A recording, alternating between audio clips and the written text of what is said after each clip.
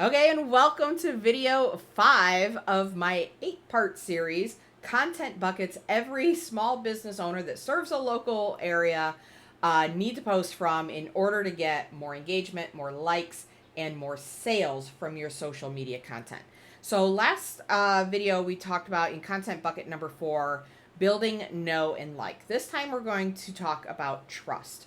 If you've been around marketing and business, you may have heard the term know, like, and trust before. I actually split the two, but they do go together really well. When somebody knows you and they like you, usually they implicitly trust you. Like they're like, okay, I know them, I like them. Why would I think they would do me wrong? But there are other things that we can do to increase trust in people who maybe don't know and like us yet, or they do know us and like us, and we want to build on that trust foundation that are like, yeah, not only is he a great person, but he's the exact contractor you want for this job. It's the exact shop you need to get XYZ from. It's the exact real estate agent you need to work with. Whatever your business, again, if you serve a local community, you need the trust of your community if you're going to get more business and get more referrals. So, how do we build trust with your audience on social media? So this can happen a couple of different ways. We can build trust, obviously, through no like posts. We can build trust through customer story posts, but we can also build trust by establishing our expertise. And so this for you could be maybe there are certifications that you have to have in order to be whatever it is you are, right? If you're a plumber, you have a certification. If you're a real estate agent, and talking about that certification and what you have to go through to get that certification. Again, stories, not just say I'm certified or I'm licensed.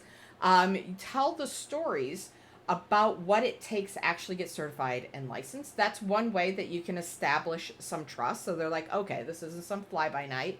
Talking about how you're insured and bonded, again, telling stories about that and why it's important to the customer. Those are other ways to create trust. The other way you can create trust is through your experience. So talking about how long you've been doing XYZ. Now, if you're brand new, you don't have that, that's perfectly fine. But you can talk about the types of jobs that you have worked on and how you were able to solve a problem other people weren't able to solve. So that's another way that you can build trust is to create a juxtaposition between you and the people who do not do it correctly. So in every industry, pretty much, you're going to have people who are doing things correctly and things that are doing it incorrectly. Let's talk about contractors, right? Let's talk about roofers. If you're a roofing contractor, I am sure you have been up on a roof where you say, what on earth were they thinking? And you instantly realize that these people were not qualified, they didn't know what they were doing, and they didn't do the repair correctly. In fact, they made things worse. And I'm sure there's a part of you that's frustrated, like, why do people hire people like this? Because they're just creating more problems than they're solving. That's a post.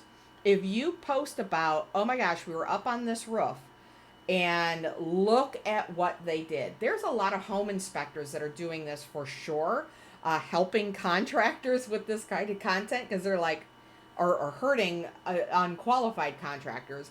But as a contractor, you can look at those home inspection videos where it shows how badly something was done and get inspiration from that. If you show, like, look at this, see this? What that does is causes water to drip here, and that's rotting the wood. Your roof is literally rotting because somebody thought it was a good idea to do this, right? I'm not a roofer. I don't know exactly what it is. But I do know that we had a roof that leaked for years and years and years and years. And my dad was not able to fix it. We hired a company. They came in. They're like, oh, here's the problem. This flashing isn't here correctly. They fixed it. It never leaked again. So having a qualified roofer actually solved the problem because they knew what they were doing. So communicating that to your audience and showing what the bad guys are doing or the unqualified guys are doing or the fly-by-nights are doing, showing it. And you don't have to call them out by name. You don't have to say it was these guys specifically.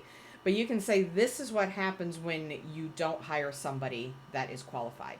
The fact that you can point out the problem and say, I know exactly what's going on here. This is what's wrong, and this is how you fix it. And this is why we always have our 10-point inspection, is going to create tons of trust with your audience. So show the controversy, show the thing that gets you so mad when somebody doesn't hire the right company. Talk about it, and then talk about how you actually solve that problem. So those are trust building posts. That's bucket number 5. Next, we're going to talk about bucket number 6, which is behind the scenes content. I love this one. Check it out in the next video. It's going to come up after this one. I'll see you there.